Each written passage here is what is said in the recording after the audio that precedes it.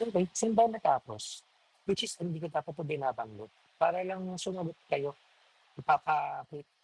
ibabanggit ko sa inyo yung scores na yun. Saan tayo natapos? So double declining balance method po. Kaya sasagot kayo.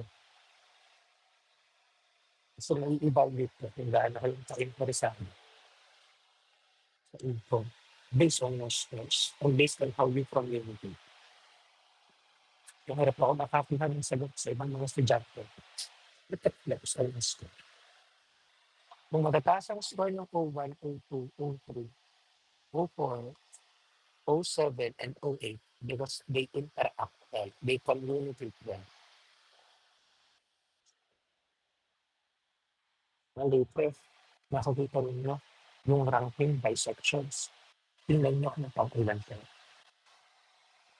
Patapusin ko lang itong discussion na to and then later, I will provide the rankings of every students in the different sections. Okay, proceed tayo dito sa of the years digit.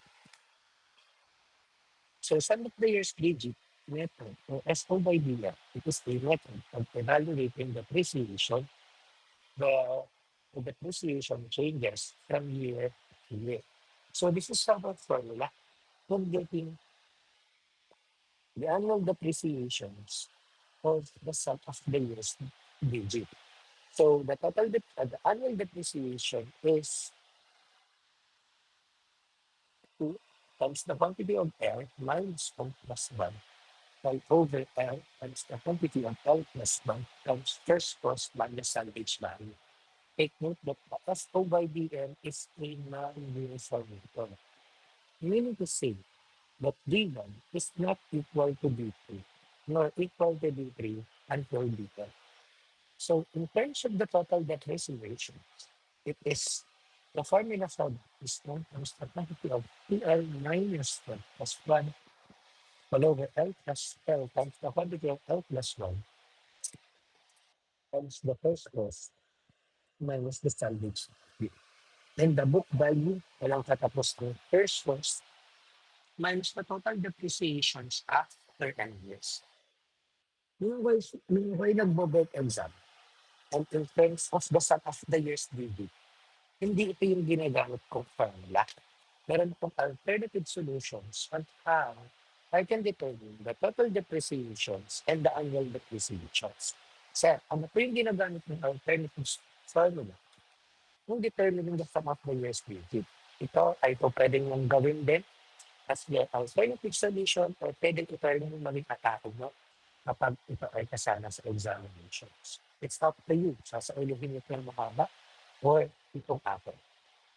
So, proceed muna tayo with the annual depreciation. So, my formula in getting the annual depreciation is M and over plus O by D times the quantity of the first cost minus salvage value. So, yan lang yung ginagamit kong formula in determining the total depreciation. So, ulit ko yung SO by D. Actually, itong formula ko namang ito is galing din dito. Mas pinaganda ko lang.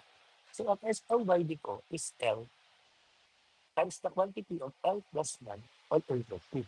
Halimbawa, sinabi sa problem, no, that our N is 10. 0, 1, bigyan ko lang to. Halimbawa lang ha, horizontal lang ito consider ko. Halimbawa, sinabi sa problem that my L is 10 years. So, meaning to say, ang SO by D ko is 10 times the quantity of 10 plus 1 all over 2. Meaning to say, this one is 55, di ba? Kapag ito-compute nyo. O halimbawa, nakalimutan nyo yung formula ng SO by D, pwede nyo lang itong i-total. 10 plus 9 plus 8 plus 7 plus 6 plus 5 plus 4 plus 3 plus 2 plus 1. Magto-total nyo yan lahat, 55 din yan. However, kapag mga 80 years, pwede ba, mas mahalaga mo sa ulihin natin yung formula ng ating sum of the years digit or SO by D. Magkakaintindihan tayo ba? Yes po, sir. Others po. No. Okay.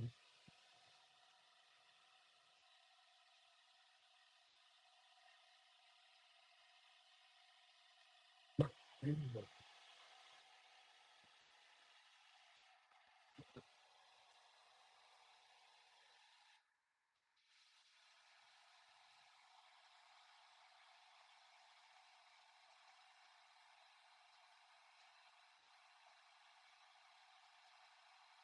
Yan, okay na tayo sa SOY dito. Ano po yun? Di ba, ang first cost, existing first cost as business salvage value. Ano po yung N? So, halimbawa, pinapahanap sa atin yung annual depreciation at first year. So, ang N natin is yung pinakadulo ng ating L. Siyempre, ang pinakadulo natin is 10. Halimbawa, lahat 10 years. So, ang bida natin is 10 all over 55 times first cost minus salvage value. Halimbawa, pinapahanap is yung depreciations at year 4. So, bibilang daw tayo ng apat pabalik. So, 10, 1, 2, 3, and 4. Meaning to say, ang N natin is 4. So, ang N natin is the reverse N or the reverse L. Naiintindihan po. Yes po. Yun ba? Pag B5 yun, bibilang tayo ng 5 pabalik. If L is equals to 10, bibilang tayo ng 5 pabalik.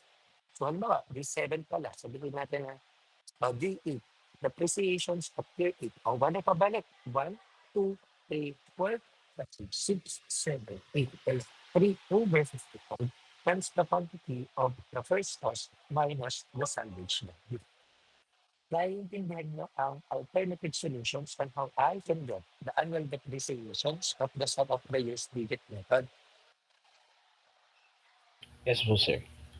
And now, in terms of the total depreciations, meron din akong sariling formula na ginagamit for the alternative solutions, which is DN. Ang DN po is the summations of N all over SOY times the quantity of first cost minus salvage value. Sir, ano po yung ibig sabihin ng summations of N? Halimbawa, sabi sa problem, ang pinapahanap sa problem natin is what is the total depreciation. Hindi pa rin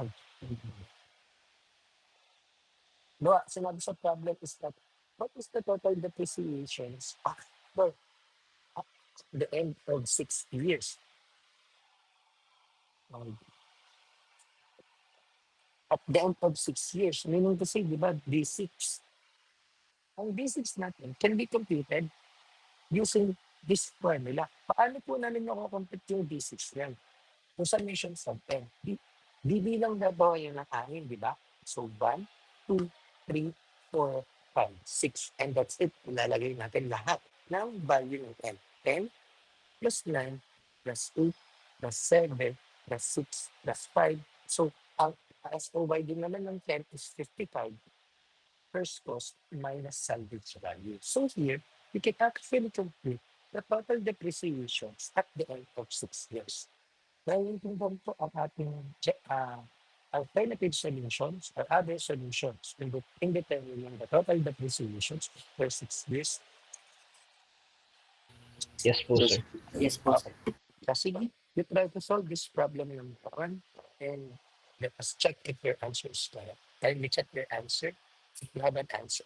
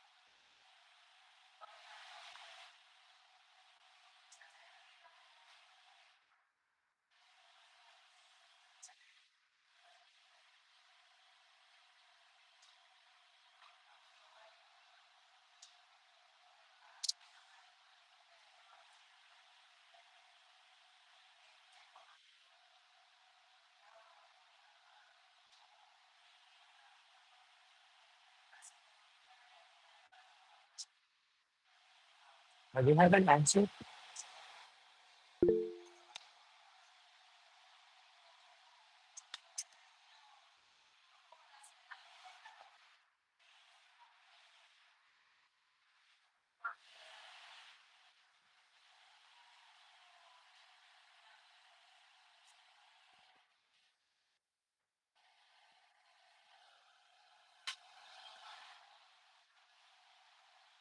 Precisely, just like from this problem,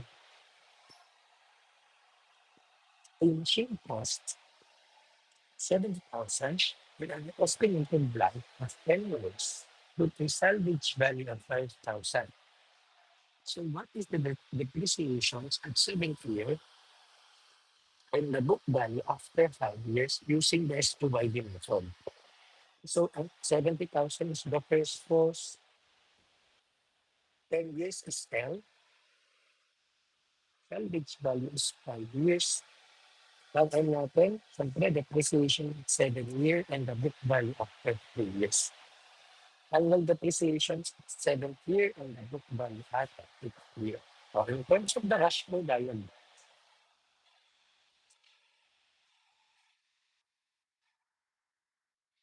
70K, ganun lang naman lagi, 5K, BB5. So, zero, and, ano, yan po. At patigyan natin sa dalawang solution. Tingnan natin kung magtutugma at sagot. So, using yung mahabang formula or yung alternative formula. Posible na tayo doon sa mahabang formula namin. So, excuse me. Yung habang formula nito, in terms of D7, can actually be computed using 3 times the 1 to 12 minus 1 plus 1. And over L, L plus 1 times the quantity of first plus previous sandwich. Substitute lang natin. Dito ha. Give me 37. Which is okay.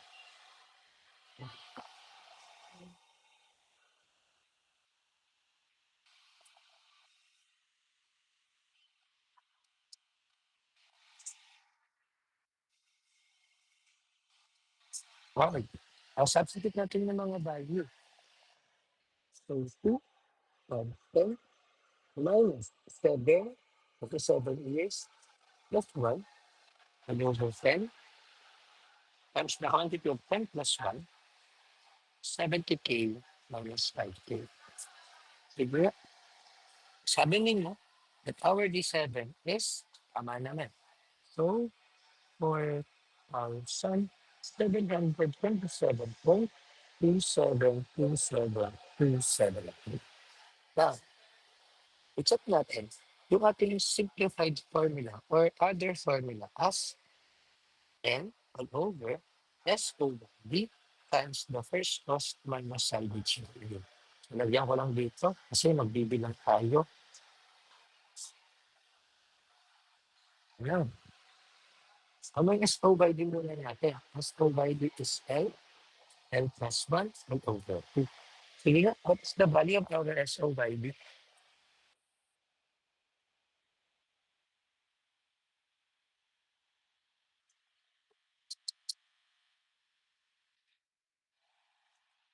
55 po, sir. Ito. Now, ang N naman ang kukumpito natin, aala na natin. So ngayon natin, since D7, bibilang tayo ng pito pabalik. So start sa year 10. So 1, 2, 3, 4, 5, 6, 7. We need to say, our L is 4 over 55, 73 minus 5K. Sige nga, when you complete it, our D7 is Save po sir same. ang value. So, same daw ng value. Yung iba ba? Same ba? Same lang po, Yes sir. sir. Po, sir. Same po sir. 27, 27. So, same lang din ang value. It's up to you kung ano yung gagamitin ng formula. Pwede ito, o pwede. Okay, now, proceed tayo with the BB5. So, ang BB5 natin is first cost minus B5. Wala tayong B5. Well, based din sa ating formula, dedeploy natin yung B5 using N times the quantity of 2L minus L plus 1 or over L times the quantity of L plus 1 first cost minus the salvage value. So, substitute lang naman ang mga given. So, B5 equal to 5, 2 plus 10 minus 5 plus 1 over 10 times the quantity of 10 plus 1 is cost of 70 minus 5K. Sige, what is the value of our B5?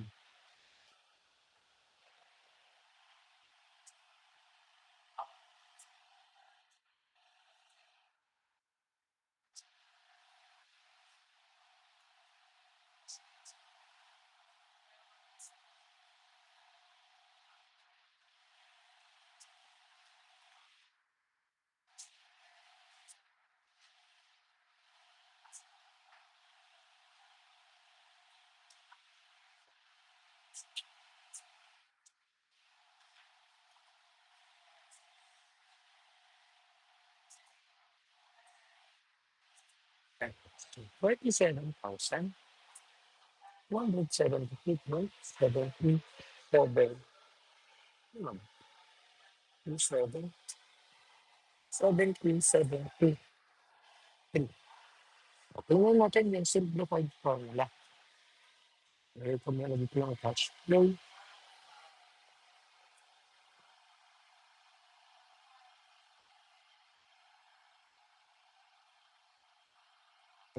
So, ang D5 natin is the summations of N to the SO by D first cost minus the salvage value. So, aware naman tayo that SOYD is 55. Ngayon, bibilang tayo ng 5. 1, 2, 3, 4, 9. So, 10 plus 9 plus 8 plus 7 plus 6, 7 became minus 40. So, makampit ako ng B5 here. Save lang po ng sagot. Same man. Yung iba, can you compare is it the same?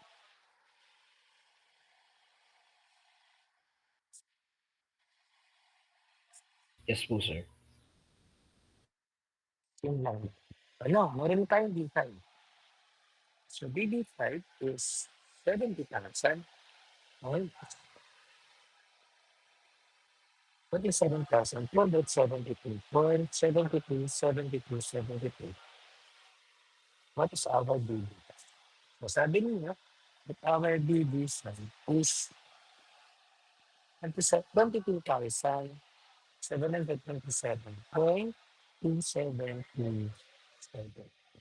Now, intindihan po ang ating sum of the years digit, Yes po, sir. others po. Yes po, sir. Yes po. Proceed tayo with the last method of depreciation, all about the service output record or SOL. So this method assumes that the total depreciation that was taken place is directly proportional to the quantity of output of the property after that time. So this method has the advantage of between the unit cost of the depreciation constant, including the depreciation expense during period of low production. Kung natatandaan mo, yung ating discussion all about the two types of the depreciation. Sinabi ko sa inyo sa time dependent and sa time independent. So the service output method or SOM is the time independent, which it has two methods, di ba? The working hours method and the unit production method. Yung working hours method natin is service method. Yung the unit production method natin is output method. Kasi service method is in terms of the number of hours that is being used. And the output method is the unit productions that is the unit produced is being used. Now dito, sa ating uh, service output method, time independent, we are actually computing the annual depreciations on annual depreciation. So paano ba natin makukompute ang annual depreciations? Pagdating sa service method, using the depreciation per hour times the quantity of each time. So ang each time natin is the total numbers of hours used at end year. Halimbawa, what is the depreciation at year 1? So each one to, given to. And ano yung different? It is the total number of units of power used with 8 its useful life. So nakakomplete ba natin siya? As the first cost minus the salvage value over HL. Para lang siyang first cost minus salvage value over L. Pagdating naman sa output method, ganun lang din naman. Pinagkaiba lang siya by units. So D per units times Tn. So again, Tn is the number of units produced at 10th year and TL is the total number of units produced within its useful life. Take note that D per unit can actually be computed as first cost minus salvage value over TL. Ito ay direct sag lang, limitless formula. Nagkakaintindihan po tayo sa time-independent method. Yes po, sir. Yes po, Question sir. po. May question kayo? Sige. To try to solve this problem. We have also kindly check the answer on our chat. Involved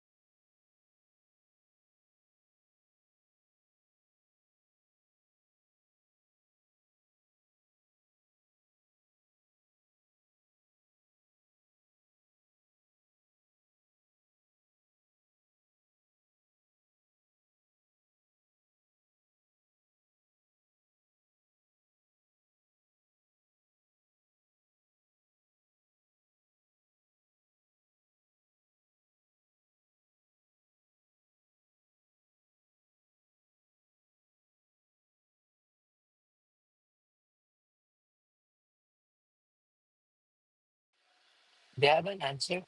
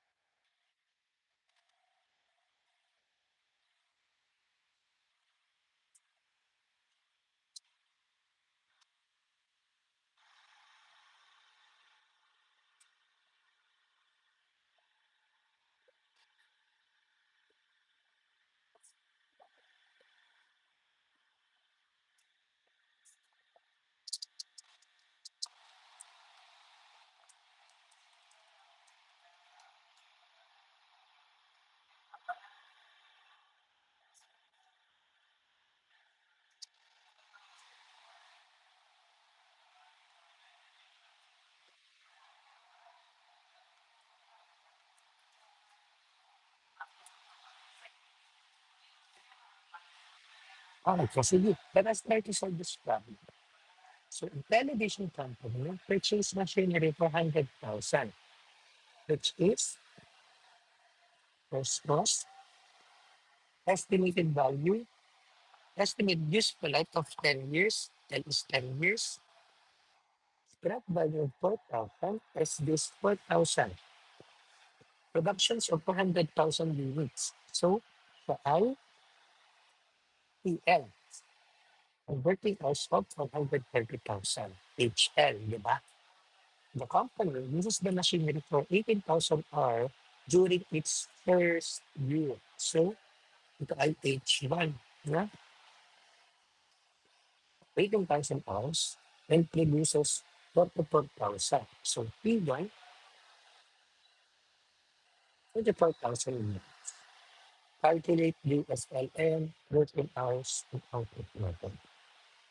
Ayan. Ang pinapanap sa atin is first year. So, D1.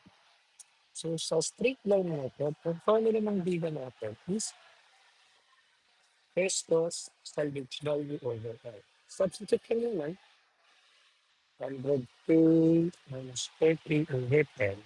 So, ang given natin is, based on my answer, sabi nyo, this one is 9,600 pesos. Okay tayo with letter A? Naiintindihan po ba? Yes po, sir. Others pa. Yes po. Ano? Proceed tayo. Ano pa ba?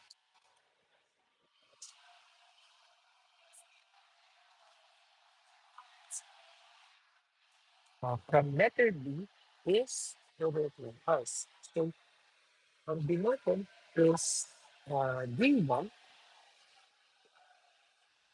dito times H1 since first part tayo. Wala tayong dito pero we can actually from the top.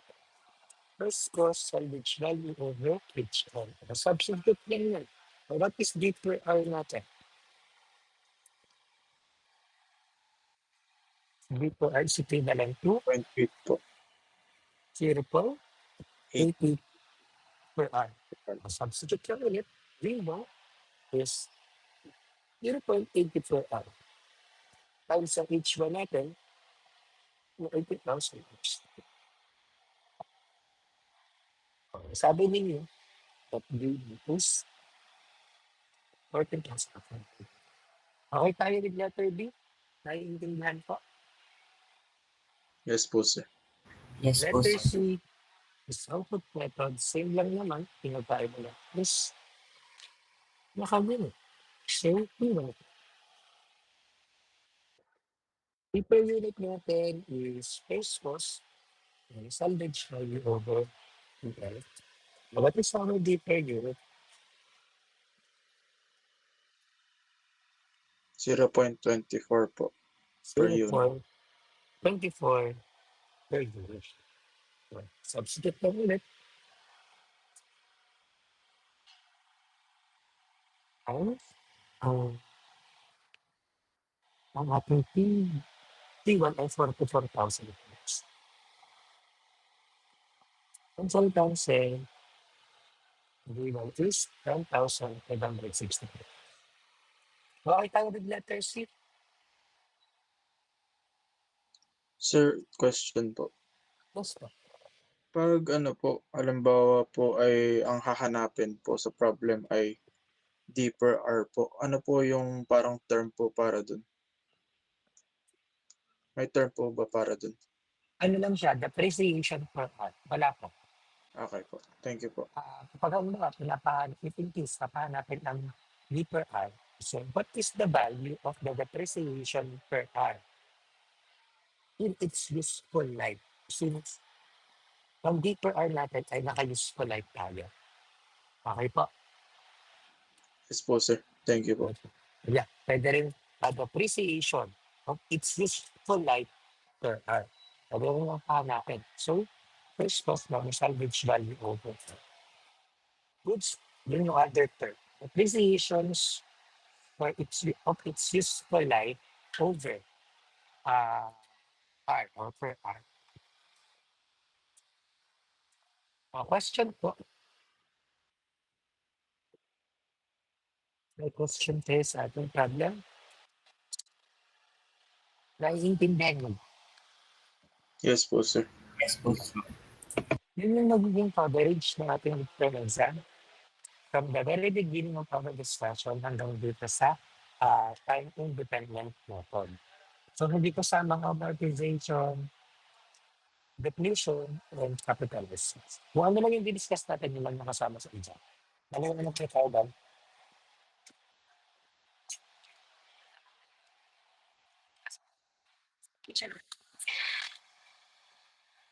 Hello po. Naiintindihan natin? Yes po. Yes po. Yes po, May sir. Yes po. question? May question kayo? Clarifications or concern?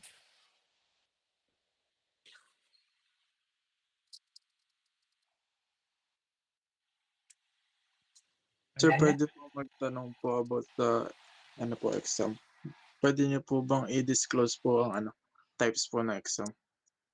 Kung type ka na niya, pwede po i-disclose. So far kasi hindi ka pa na-type. So hindi po, pag type ka na siguro niya, pwede po nang i-disclose. Zeki. Kaso hindi ka pa doon na-type eh. So hindi ko pa siya pwede na-disclose. Okay? Pag napapanayan mo, Zeki, na type ka na niya, i-disclose ko siya. Type na po ako. Hindi pa nga daw eh. Hindi pa gawa. Okay po. Oo. So, hindi ko muna i-disclose since hindi ka pa na-type. Maliwanag. Bigyan mo muna ako ng patunay na type ka na. Yes. Bibigyan ko pa ng i-disclose ko sa iyo. Goods tayo done. I can say that their examinations up to 100. Yun lang ang kaya kong disclose. Up to 100. Okay po. May other questions pa? Ang ganda ng tanong ni Zeki, kaso hindi pa tayo. Hindi mo na i-disclose. Diba? Sa reality. Sa Sydney, may concern pa kaya? May question pa kaya?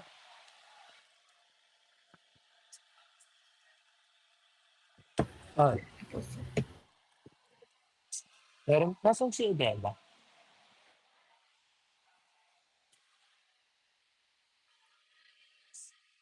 Nasaan si Andreas na lang? Wala rin. Wala po, sir. Ang sa Irene. Pakicheck ko ng attendance ha. Nagsicheck ba kayo ng attendance? Yes po, sir. Make sure natutog ba yung attendance ko sa attendance na. Ako sabi kay Obeda. Oh, nga pala. Nakita niyo din si Obeda ay nag-exam ng quiz ba? Napansin niyo, nag-exam? In Nangalun po, sir, yung quiz 1 po bang yung actual date po? Yung individual quiz po. Nung yung unang exam po, sir, may sakit po siya, sir. So, hindi na siya nakapag-exam. Yes po, sir. Bakit siya nag-exam kahapon or nung Monday? May sakit pa rin hanggang ngayon. Siya dadalawin natin ha. Pag may sakit pa rin. Ikaw mo 35% ha. I gave considerations, two considerations that I do hope it is enough that having two consideration, hanggang doon na lang. Nandito yung stress na rin sa nito, nandun yung stress na issue. Ang sa bagay, we provide the medical certificate na naman. Sige, tanda ko na. Pero, kamusta kaya siya? Okay naman, ano yung mga... Ito, kaibigan. Sino kaibigan dito na Ibeda? Okay na siya? Okay naman po nung last time, sir. Di ko lang po alam kung okay na po ulit siya ngayon. Ipis mo kasi, di ba? Para bumaling na. Kasi naka-plus mo lang ng okay na. Sa sige, mag-question pa kayo. I just want to inform you that your seating arrangement will be based on your scores in your quiz lab sa ating midterm exam. Sa sige, kung wala na kayong questions, that would be all for the day. Thank you so much and good luck sa inyong midterm exam. Kaya na nyo. Bye-bye guys. Bawi ko lahat. Thank you po, sir. Sige po, sir. Thank you po, sir. Thank you po. Thank you po.